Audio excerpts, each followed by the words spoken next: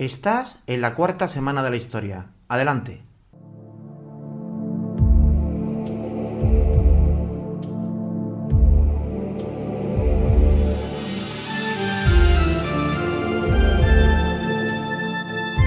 Cuarta semana de la historia.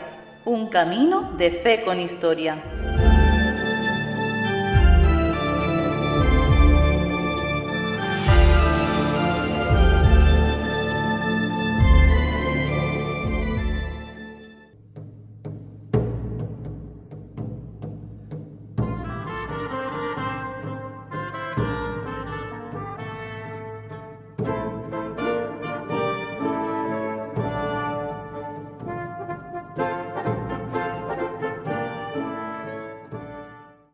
Saludos a radioyentes desde Radio Alberquilla.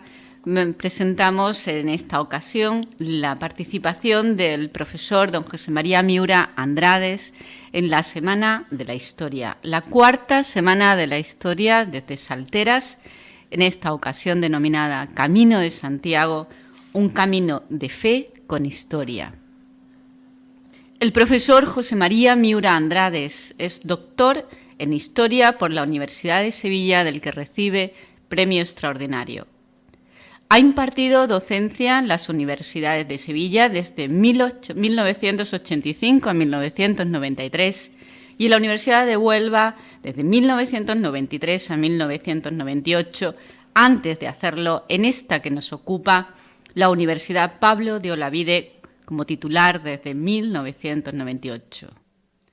Ha ocupado previamente responsabilidades de gestión universitaria en la Universidad de Huelva, donde fue director de profesorado, y en la Universidad Pablo de Olavide como director del Departamento de la Facultad de Humanidades y director de actividades extracurriculares y extensión cultural. Es codirector del máster y doctorado en Historia de América Latina, Mundos Indígenas, y profesor invitado en doctorado y postdoctorado en la Universidad Andina Simón Bolívar. Ha colaborado, entre otros, en cursos de doctorado en la Universidad Complutense, Universidad del Valle, Cali, EPTC, Tunja y UNC, Bogotá. Entre sus líneas de investigación destacan las relacionadas con la religiosidad popular andaluza y la historia de la Iglesia, los sistemas y redes de poblamiento en Andalucía, el análisis territorial, histórico y la historia del urbanismo. Damos las gracias por su colaboración y presentamos su conferencia titulada Desasimiento, viaje y peregrinación, el Homo Viator.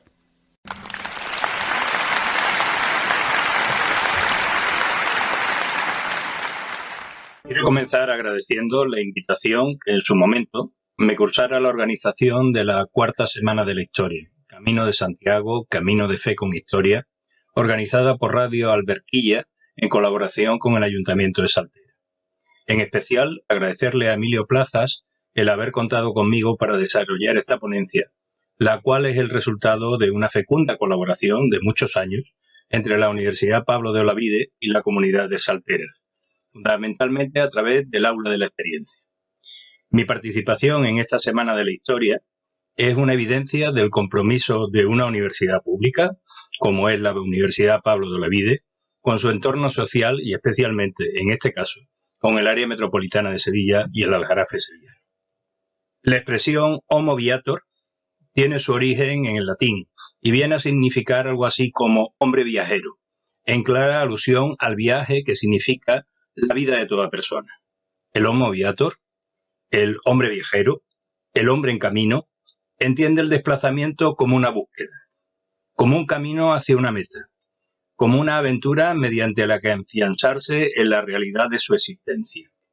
En este sentido, los viajes hasta los desconocidos confines de los océanos del siglo XV y XVI y los actuales del espacio serían expresiones extremas de ese Homo Viator, en su impulso vital, irrefrenable y esencial. Pues bien, el Homo Viator como concepto antropológico singularizado en lo espiritual y más exactamente en lo cristiano, nace en el periodo en el cual yo me voy a referir y les voy a hablar, la Edad Media, y se proyecta a través de un mecanismo que es el de las peregrinaciones. En las maneras de los romeros, de los peregrinos, son tres. La primera es cuando, de su propia voluntad, sin premia ninguna, van en peregrinaje a algunos de estos santos lugares. La segunda, cuando la hace por voto, por promisión que hizo a Dios. La tercera es cuando alguno es tenudo de lo facer, por penitencia que le dieron. De esta manera, diferenciaba a Alfonso X, hijo y heredero de Fernando III, conquistador de Sevilla, en su obra Las Siete Partidas, texto jurídico que significa la recepción del derecho romano en el derecho castellano en la segunda mitad del siglo XIII, como le indicaba en su obra Las Siete Partidas, las causas del peregrinaje.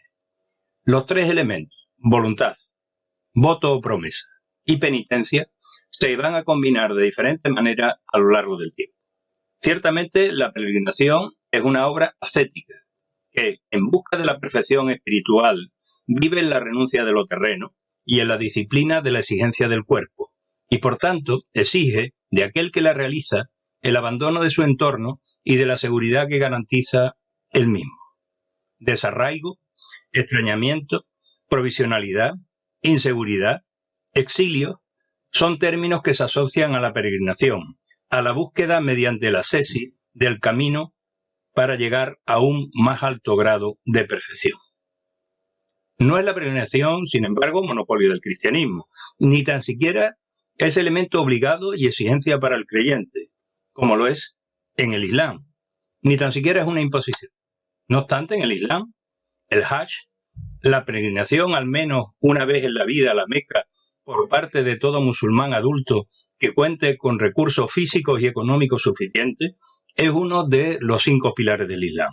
Es, por tanto, uno de los 5 preceptos básicos o pilares que forman el núcleo donde se expresa la ley islámica, que todo buen musulmán debe cumplir, junto con la profesión de fe, la oración 5 veces al día, la limosna y el ayuno durante el mes del Ramadán. Ejemplos de peregrinación, además del Islam, se encuentran en el hinduismo. Ahí tenemos a la ciudad sagrada de Benarés. En el budismo, los lugares en los que Gautama nació, alcanzó la iluminación y divulgó lo que había aprendido al convertirse en Buda en el noroeste de la India. También lo vemos en el sintoísmo de Japón, en Kumano-Kodo, que es una red de caminos que conectan los santuarios de Kumano-Sansan, que son 3 grandes santuarios sintonistas, o también en otras religiones menores o antiguas, como es el caso del Madrid. Por supuesto, la peregrinación también se encuentra en los textos del Antiguo Testamento y ancla su desarrollo en los orígenes del pensamiento cristiano. La salida de Ur del patriarca Abraham, la huida de Egipto y el vagabundeo por la península del Sinaí, que ocupa todo el libro del Éxodo, hasta alcanzar Tierra Santa, el cautiverio de Babilonia, son algunos de los ejemplos bíblicos a los que asirse para justificar la peregrinación como vía de ascesis y creación del Homo Viator, del hombre que sigue un camino. ¿Un camino para qué? En primer lugar, para desplazarse de un lugar a otro, que sería el camino físico. También para buscar la perfección por el deshacimiento, que sería el camino psicológico. Y en tercer lugar, usarlo como ejemplo de la vía o tránsito entre esta vida y la vida eterna, que sería el camino simbólico. Por lo tanto, camino físico, camino psicológico, camino simbólico. El propio Jesús, junto con su familia, inicia su vida resultado de un viaje, en este caso a Belén, y más tarde huye a Egipto para escapar de la persecución de Herodes y la matanza de los inocentes. Tras su resurrección y aparecido a sus apóstoles en Emaús, les insta a la peregrinación para difundir su mensaje. Les abre la vía del camino y la peregrinación como un modo de orar con los pies, en frase feliz de Edmond René Lavand. En la antigüedad, el viaje estaba muy presente en la sociedad del Mediterráneo y se concebía como una actividad y privilegio masculino. Por razones militares, por razones económicas, por razones administrativas, sin olvidar, por supuesto, el afán por satisfacer la curiosidad intelectual. En época antigua, en el ámbito de las sociedades mediterráneas, los traslados eran frecuentes. Con la llegada del cristianismo se impuso la peregrinación religiosa, apareciendo varones y mujeres como protagonistas de la aventura del viaje. No obstante, en los primeros tiempos, quizá al hilo de la necesidad de gentilizar el mensaje cristiano, es decir, en desasirse de los judíos para hacerlo universal, en apartarlo del excesivo localismo judío para convertirlo en una religión ecuménica y separarlo de la ubicación de la tierra prometida israelita, la peregrinación justamente a los santos lugares fue censurada y mal vista, entre otros por San Jerónimo. Eso sí, un San Jerónimo retirado en la ciudad de Belén. La primera hispana, natural de Galicia, de la que tenemos noticia que ejerciera la de peregrina, es la monja Egeria, la cual en 3 años recorrió los lugares de Tierra Santa y dejó constancia de su experiencia en un manuscrito, el relato de su viaje, el Itinerarium. Podríamos decir que era su Codex Calistino, del cual se ha conservado un único manuscrito del siglo XI, procedente del monasterio de Montecassino, un monasterio benedictino italiano, y descubierto por Gianfrancesco Gamurrieni en el año 1884 dentro de la biblioteca de la Fraternità dei Laici, de los laicos, es importante este asunto, de la ciudad italiana de Arezzo. Ese manuscrito como tal nos ha llegado de manera incompleta, carece de principio, carece de final, por lo tanto no tenemos el motivo del título, no tenemos la autoría, no tenemos la fecha. Está escrito en forma narrativa y tiene dos partes claramente diferenciadas. La primera recoge los viajes que se inician en el Sinaí y la segunda incluye una descripción detallada de la liturgia de Jerusalén, de los edificios, de los lugares de culto. Para los liturgistas es sin lugar a dudas esta parte la más valiosa del manuscrito. En realidad, del viaje de Egeria en el siglo IV, lo que se nos conserva es el último año de la peregrinación y se ha intentado reconstruir cómo debió ser el viaje completo a través de otra fuente. La primera edición española fue obra de Pascual Galindo en 1924. Ya hay variadas y recientes ediciones del texto. La experiencia de Egeria muestra hasta qué punto podían romperse los roles de género en la sociedad de la antigüedad tardía, al presentarse la monja Egeria como una auténtica aventurera. Como pariente, o al menos conocida del emperador hispano-romano Teodosio, recibió el apoyo de los notables y de los obispos de los lugares por donde pasó. Entre 1381 y 1384 visitó Constantinopla, Jerusalén, Jericó, Belén, Hebrón, recogió Galilea, va a Egipto, visita allí la Tebaida. Si leemos su diario de viaje, que es lo que al fin y al cabo es su manuscrito, uno se da cuenta de que leía la Biblia en cada lugar que visitaba, con 80 citas del Antiguo Testamento y 20 del Nuevo Testamento, y que además, para hacer eso, contaba con un ejemplar para el viaje, algo absolutamente inusual para el periodo y mucho más inusual para una viajera y, por supuesto, absolutamente inusual dentro de nuestra mentalidad si lo consideramos que era para una mujer.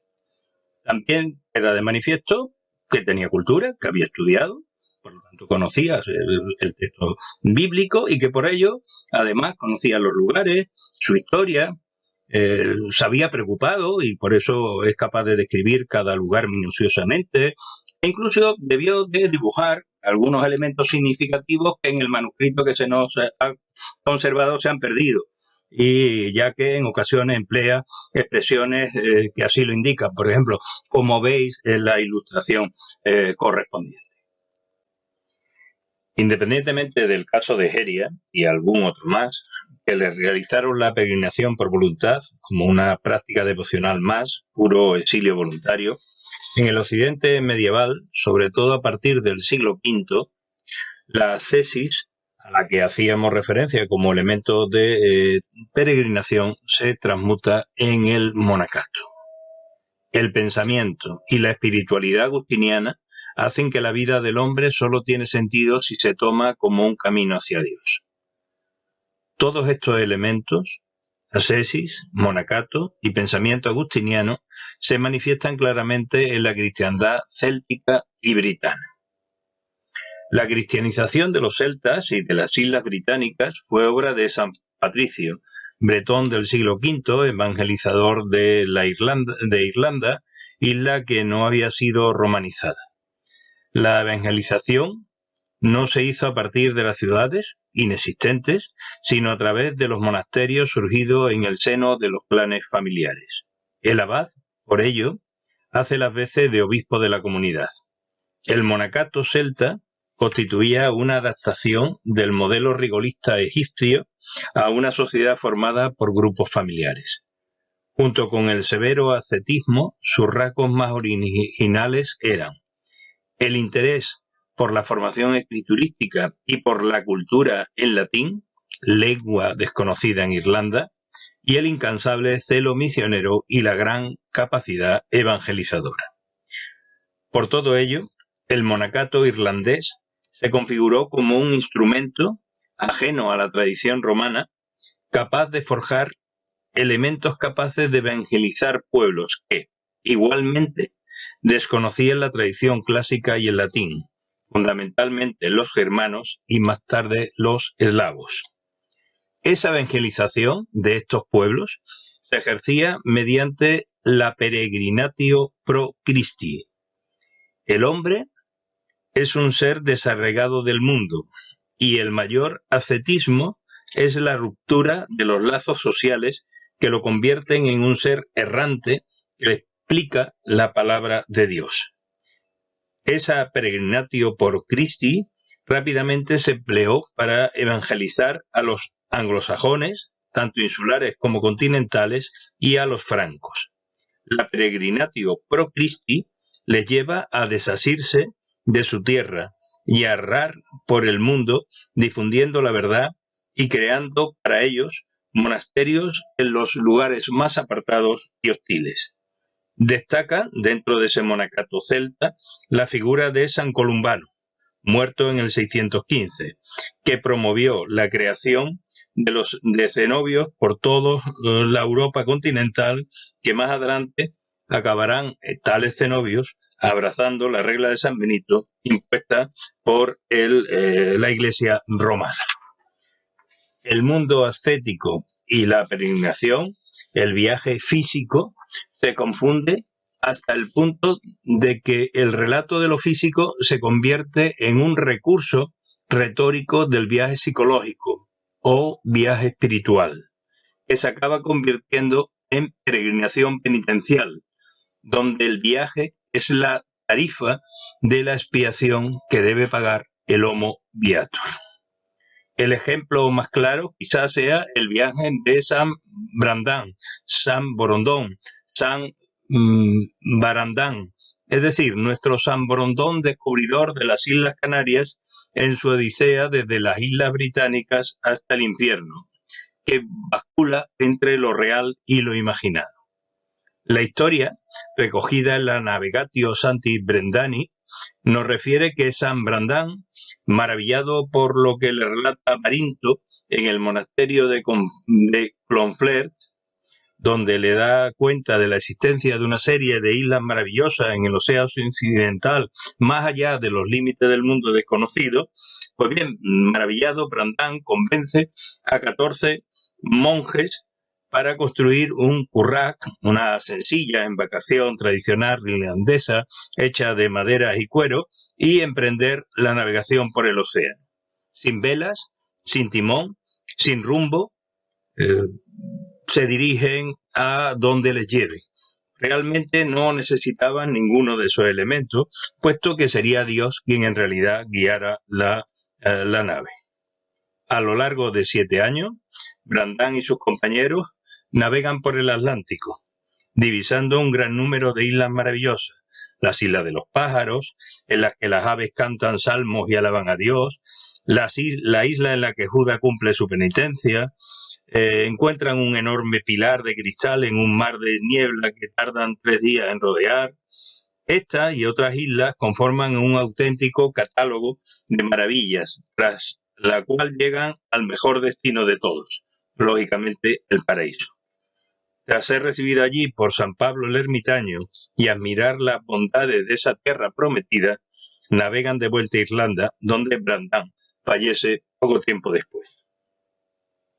A inicios del siglo XI, tras el año 1000, abandonando la voluntad y la devoción, la peregrinación, cada vez más penitencial, se acaba convirtiendo en obligación, donde el deseo de purificarse o la búsqueda del milagro ceden su lugar a la contrición y al sufrimiento. Hasta el siglo XI, los fieles esperaban el milagro resultado del contacto con el santo, con su tumba, con sus restos o con su espacio cotidiano. A partir de este siglo, iniciador de la expansión de la civilización cristiana occidental que dará lugar a la creación de los imperios europeos, la peregrinación toma un nuevo tinte. La peregrinación se transforma en violenta. En numerosas ocasiones se caracteriza al periodo medieval y especialmente al periodo alto medieval, el que iría desde la caída del Imperio Romano hasta el año 1000, por su introspección, por su cerrazón, por la escasa movilidad de sus gentes.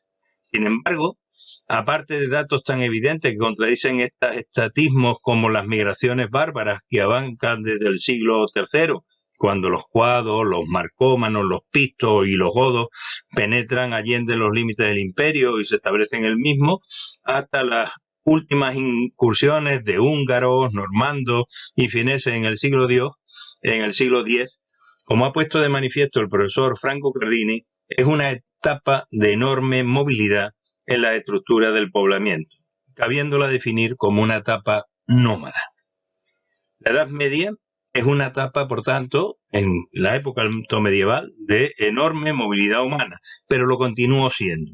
Justamente con ello, como ha puesto de manifiesto el profesor García de Cortázar, en este mismo tiempo se crean las 3 grandes células de sociabilidad del hombre medieval, pero también desde los siglos modernos. Esas 3 grandes células de sociabilidad van a ser la aldea. La aldea es una creación medieval como institución administrativa de los habitantes de un núcleo rural. El segundo sería el señorío, marco de referencia de las relaciones verticales en el seno de una sociedad jerarquizada. Y en tercer lugar, la parroquia, unidad administrativa de los fieles europeos, que son todos sin excepción a partir de ese momento, el año 1000, cristiano. Pues bien, dentro de esa movilidad y dentro de esas estructuras, en el año 1095, dentro de la expansión y de la movilidad del poblamiento, el Papa Urbano II, en Clermont-Ferrand, predica la primera cruzada, con los turcos amenazando el Bósforo y Constantinopla. A partir de ahí, la peregrinación a Jerusalén no tiene nada que ver con la que habíamos visto de nuestra monja Egiria, sino que se mezcla con la dosis correspondiente de guerra santa. La cruzada posee, desde luego, un carácter penitencial muy marcado. La longitud del itinerario, las dificultades de la marcha y los peligros del recorrido son superiores a los de otras peregrinaciones. El largo tiempo empleado en el camino a Palestina parece especialmente propicio para una verdadera conversión, una verdadera conversión del alma, muy adecuada para quienes se presenta como paupere Christi, paupere peregrini, exule pro amori Christi, es decir, aquellos que son pobres en el amor y esperan el amor de Cristo. No extraña, por ello, que la peregrinación a Jerusalén se convierta en un verdadero canon hagiográfico, del que ningún redactor de Vite está dispuesto a prescindir. La cruzada como peregrinación tiene algo más. Una perspectiva escatológica. La Jerusalén terrestre, imagen de la celeste, es el lugar en el que se producirá la parusía de Cristo, su advenimiento glorioso al fin de los tiempos. Sociológicamente es también una empresa nueva, de carácter colectivo y universal, una empresa tal vez sin retorno. Por ellos, quienes participen, quienes tomen la cruz, quienes se conviertan en cruzados, se beneficiarán de indulgencia plenaria. La pena temporal debida por sus pecados les será perdonada. Por primera vez en la historia de la Iglesia, en el año 1095 se concedía una indulgencia plenaria. La cruzada tiene, además, otro rostro, el de la Guerra Santa. Un rostro tradicionalmente realzado por la historiografía. No obstante, la historiografía más reciente cree que la cruzada nace de la peregrinación. Constituye un peregrinaje armado. Sin peregrinación no hay cruzada. También es este siglo, el siglo XI, el siglo del Camino de Santiago, de las penetraciones a través de la ruta jacobea de los hombres, las ideas y los productos de la Europa occidental en la península ibérica. La aparición de los restos de un apóstol en el extremo del occidente europeo en el año 813 genera un nuevo foco de peregrinación, al menos desde el siglo X, que se consolidará en el siglo XII cuando se produce la elaboración del Codex Calistinus, auténtica guía de peregrinos, y la historia compostelana, realizada por Diego Gelmírez. No nos entretendremos más en este punto, que ha sido y será tratado por otros ponentes con mayor conocimiento e intensidad que el que les habla, y lo hará justamente en este mismo congreso. En los siglos XII, XIII y XIV, búsqueda del milagro, por lo menos del contacto con la reliquia, cruzada, purificación en el desarraigo físico, siguen alternándose como estímulos del peregrino. Junto a ello, otros motivos arrancan a la gente de sus lugares. Estos van a ser el cumplimiento de un voto formulado con ocasión de un peligro mortal o de un cautiverio o de otras circunstancias extremas, o el anhelo de alcanzar la remisión plena de los pecados, la obligación de cumplir una penitencia sacramental o incluso una sentencia judicial civil puede ser causa de la puesta en camino de peregrinación.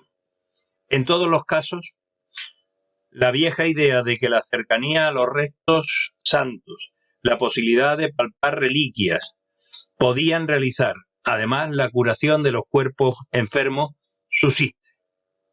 El culto de las reliquias es, así, uno de los soportes permanentes de la peregrinación medieval.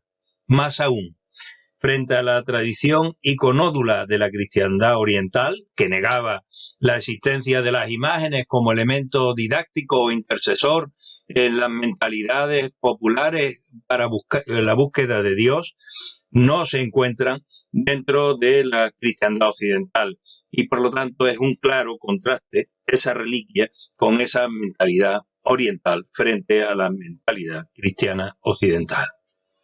Peregrinar, viajar, ponerse en movimiento, hacerlo hacia un objetivo de piedad o de guerra, no agota el rico depósito de imágenes que la figura del Homo Viator posee en la Edad Media.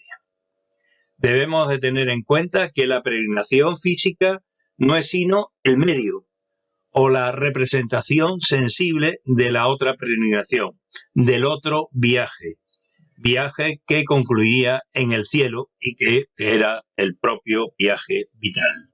En definitiva, la peregrinación, además de física, era, como hemos indicado al inicio de esta intervención, una peregrinación psicológica, de interiorización en las propias creencias y de ascesis, a la que se le une otra peregrinación simbólica, ya que por un efecto de teofanía, de manifestación de la divinidad de Dios, al acercarse al lugar santo, al santo o a las reliquias del santo, a la santidad de los elementos y los lugares donde vivió, habitó, estuvo el santo, todo ello conducen al contacto con el final de camino, con el fin último del Homo Viator, que no es otro que el cielo. Como indicaba el profesor García de Cortázar, objetivos idénticos, talantes semejantes. Lo que varía entre la peregrinación exterior y la interior es que la primera pone el acento en la stabilitas in peregrinazione, es decir, en la estabilidad en la peregrinación. Y la segunda, la interior, lo hace en la peregrinación in stabilitate, es decir, en el peregrinar desde la estabilidad, desde lo estante. En el siglo XII, justamente cuando las cruzadas se difunden y ratifican, cuando las peregrinaciones a Compostela se intensifican, cuando en Roma se recibe mayor número de romeros, en tránsito o en permanencia, surge la idea de que lo verdaderamente importante no es el fin del camino. Así lo muestran las propias cruzadas, que se desvían de Jerusalén para conquistar otros lugares tan excéntricos como es el caso de Lisboa en la península ibérica o la cruzada contra Túnez en el norte de África. Sino lo importante, por tanto, no es el fin del camino, sino el tránsito por uno mismo para llegar a la esencia del ser, a la paciencia y a la humildad, como indicaba San Bernardo de Claraval, uno de los grandes santos de la orden cisterciense, que en ese siglo XII es el gran monacato benedictino. Lo importante, por tanto, no es salir del país, sino salir de uno mismo y contemplarse desde fuera. Las reliquias de los santos, que antes había que ir a buscar a lugares remotos, extremos y apartados, se encuentran ahora disponibles en cualquier lugar. El comercio, la compra, el robo o la más pura invención o creación de los restos de los cuerpos, de los vestidos, de los elementos de tortura o elementos de santidad de Cristo, de la Virgen, de los apóstoles, de cualquier número de santos, hacen innecesario el viaje para entrar en contacto teofónico con la divinidad. El camino, que hace referencia a otras propuestas de desarraigo, abandono del mundo con mayúscula, pero arraigo en el mundo, ahora sí con minúscula, en el mundo actual, nada es casual en el pensamiento cristiano, es solo un medio para llegar a uno. El camino sirve para llegar a uno mismo y con ello, a través de uno mismo, llegar a Dios. A los fieles cristianos se les propone no un complicado, cada vez más en la medida en que los turcos van avanzando en Anatolia y en la costa sirio-palestina, viaja a Jerusalén, o un incómodo o molesto desplazamiento a Roma, o a las distintas tumbas de los santos, sea esta Santiago Apóstol, Tomás Becker en Canterbury o San Millán en La Rioja, sino que lo importante es la ascesis, el recogimiento, la búsqueda interior, el desprecio del mundo. Eso son las máximas expresiones del Homo Viator, del hombre en búsqueda de la tierra de promisión. Esa justamente es la que engancha y enlaza con Abraham saliendo de Ur, con Moisés en el monte Sinaí a las puertas de Tierra Santa, o con las que ya hemos analizado, los casos de San Columbano fundando monasterios, o San Barandán conociendo islas perdidas en el Atlántico.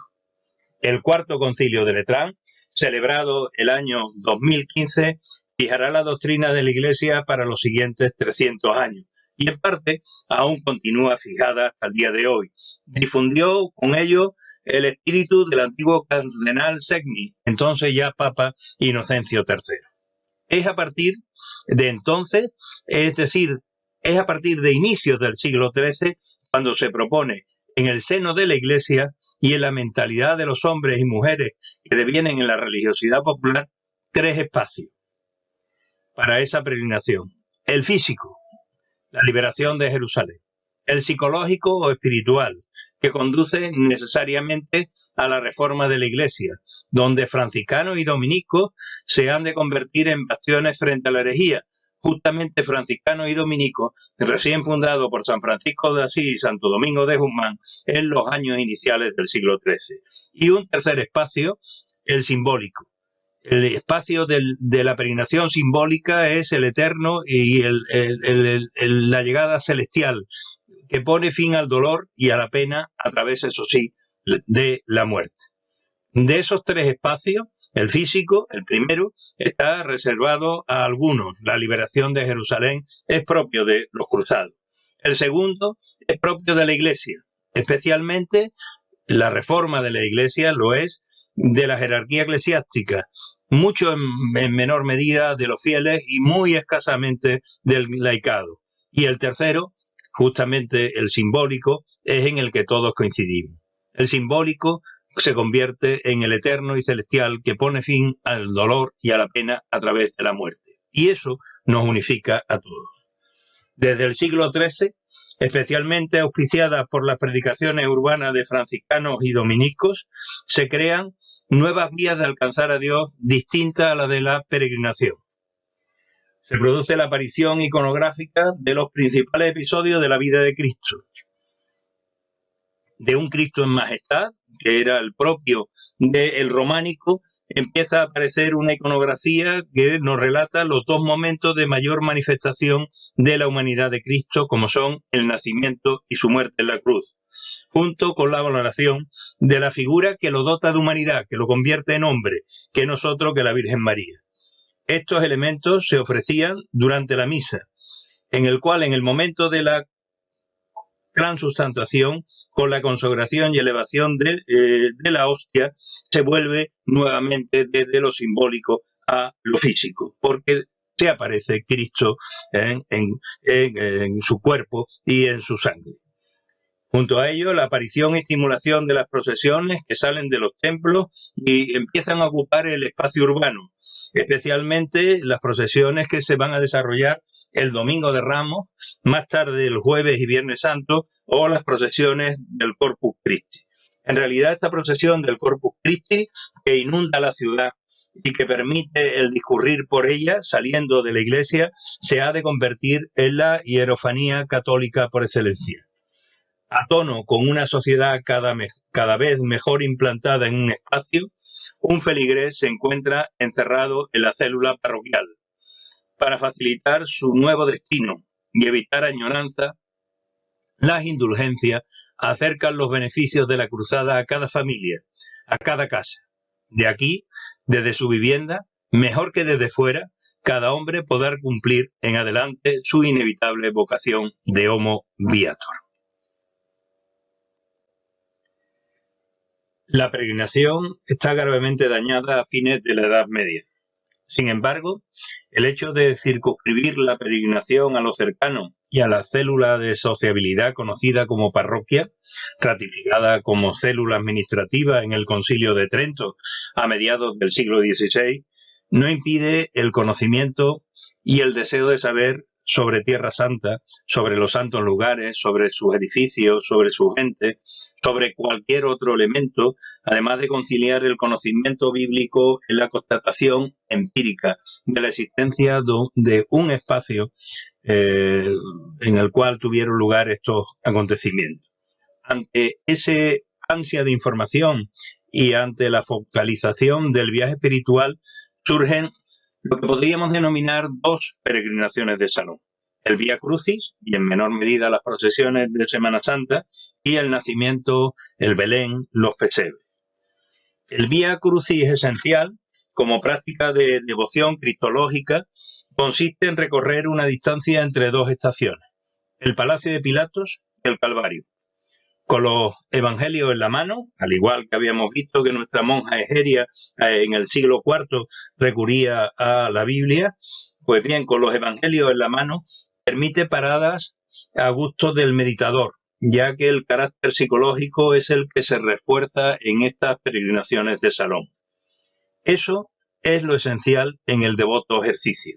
El número de paradas o las estaciones pertenecen a lo accidental, a lo secundario, a lo arbitrario. Las paradas además están inspiradas en fuentes apócrifas, no son de los evangelios canónicos, es decir, los admitidos por la Iglesia. El encuentro de Jesús con la Virgen, con la Verónica, las tres caídas, la aparición del Cirineo, son esas paradas, pero podían haber sido otras y de hecho en ocasiones fueron otras. El elemento fundamental del Vía Crucis, de esa peregrinación de Salón, es la devoción a la Pasión.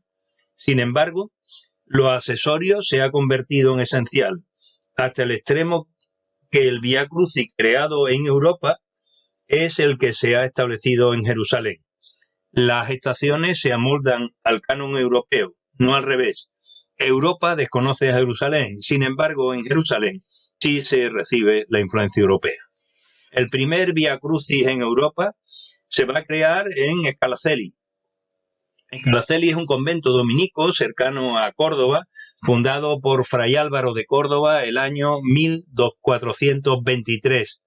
Ese Fray Álvaro de Córdoba, en el año 1420, había viajado a Tierra Santa. Él mismo también es el que moraba en una capilla, más tarde convento, conocido como convento de Porta Coeli, cuando predicaba entre 1423 y 1425 en la ciudad de Sevilla durante la Cuaresma. En realidad, lo que intenta es que Scala Coeli, su convento, sea Jerusalén. El propio nombre indica que se trata de una escalera al cielo, de un lugar de tránsito entre lo físico, lo psicológico y lo simbólico, los tres elementos propios de toda peregrinación.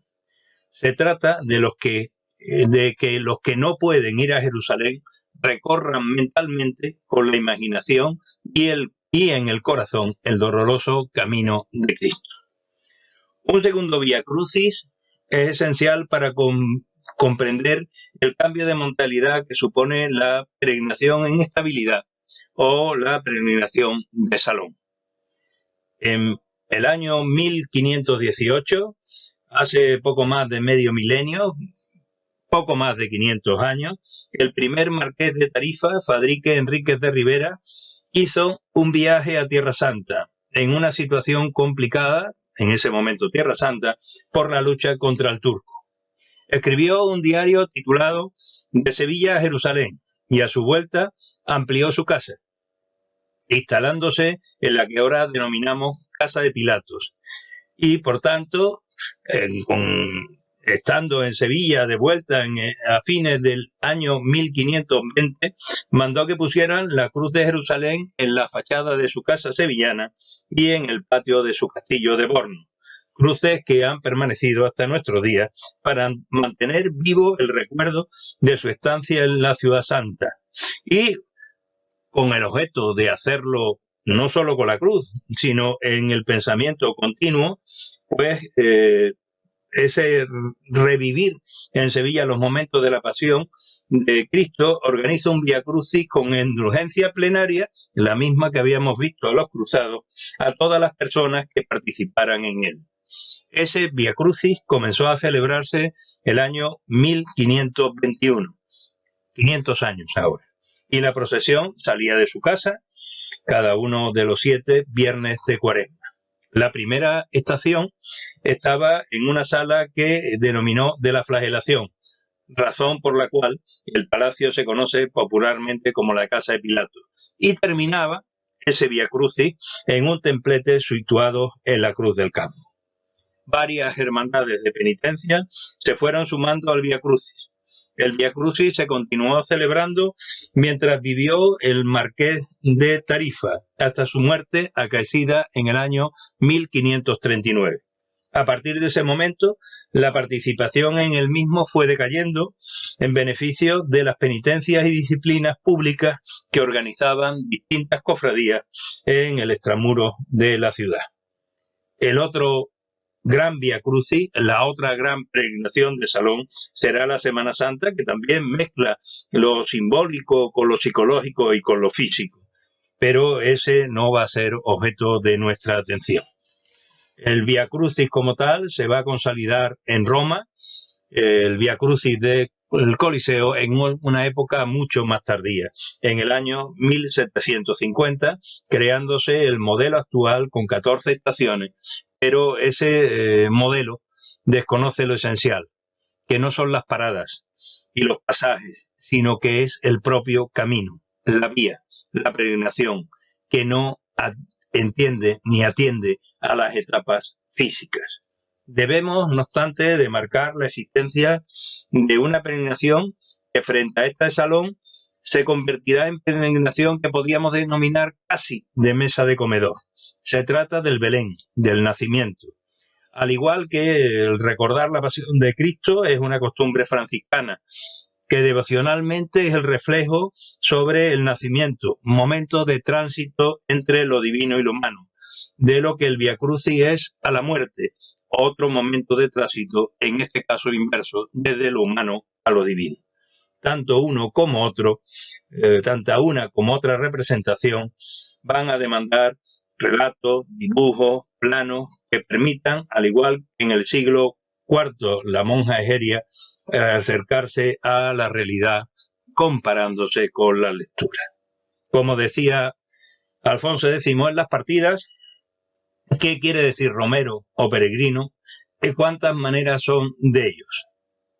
Romero tanto quiere decir como home que se aparta de su tierra e va a Roma para visitar los santos lugares, en que yacen los cuerpos de San Pedro y San Pablo y de los otros santos que tomaron martirio por nuestro Señor Jesucristo. E peregrino tanto quiere decir como home extrano, que va a visitar el Santo Sepulcro de Jerusalén, en los otros santos lugares en que nuestro Señor Jesucristo nació, vivió y tomó muerte y pasión por los pecadores, o que andan en peregrinaje a Santiago o a San Salvador de Oviedo o a otros lugares de luenga y de extraña tierra. Y como quier repartimiento es cuando es la palabra entre romero y peregrino, pero según comunalmente la gente los usa, así llaman igualmente a los unos como a los otros. En el tránsito a la edad moderna y sobre todo tras Trento, difícilmente podemos encontrar materiales sobre estos viajes físicos. Los mismos, mediante la ascesis y el esfuerzo, se habían transformado en viajes y peregrinaciones psicológicos hacia el interior. Los procesos de interiorización del rezo y de las comunicaciones con la divinidad propios de la religiosidad y la espiritualidad renacentista de la devotio moderna no hicieron sino incidir en estos aspectos. Lo simbólico del viaje se transforma tras Trento en una vía de acercamiento a Dios a través, en primer lugar, de la Eucaristía, del Corpus Christi, y de ahí de la creación de las hermandades sacramentales, una en cada parroquia, una vía de acercamiento a Dios a través de las representaciones didácticas de los hechos de la vida de Dios, de Cristo y la Virgen, dando lugar a pasos procesionales, a retablos, y de ahí la proliferación de los pasos de misterio que sustituyen a los crucificados y a las dolorosas en soledad a partir de finales del siglo XVI, o a las peregrinaciones de salón, sean estos Vía Crucis o Belenes. La verdadera peregrinación, la búsqueda de la divinidad a partir del encuentro con uno mismo, tan solo podía realizarse por el contacto místico. Los ataques de la Inquisición cercenaron también esta última vía de peregrinación de carácter simbólico. San Juan de la Cruz es un claro ejemplo de esa frustración.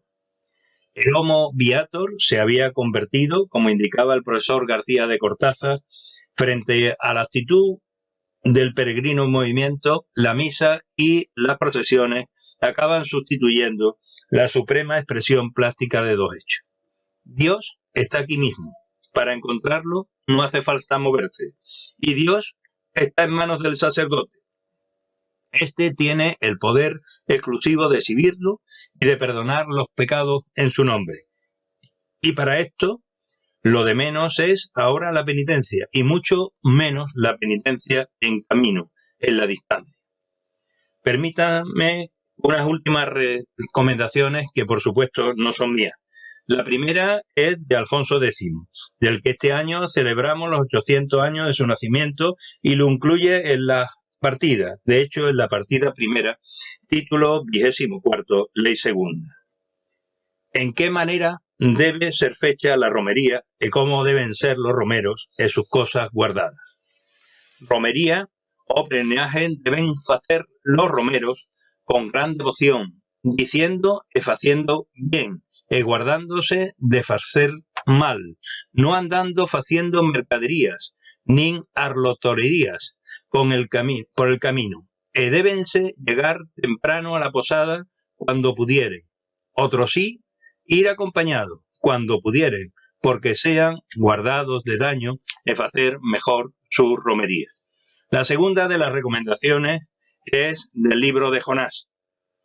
Jonás tenía que, Yahvé lo manda a Nínive, él se niega, se escapa, se monta en un barco, hay una tremenda tormenta, por lo tanto realiza una peregrinación en sentido inverso, alejándose de Dios, cae en la tormenta, lo arrojan los marineros al mar, se lo traga la ballena y por lo tanto retorna, una vez escupido por la ballena, retorna nuevamente a su casa y ahí se inicia la verdadera peregrinación, que es trasladarse a Nínive. Pues bien,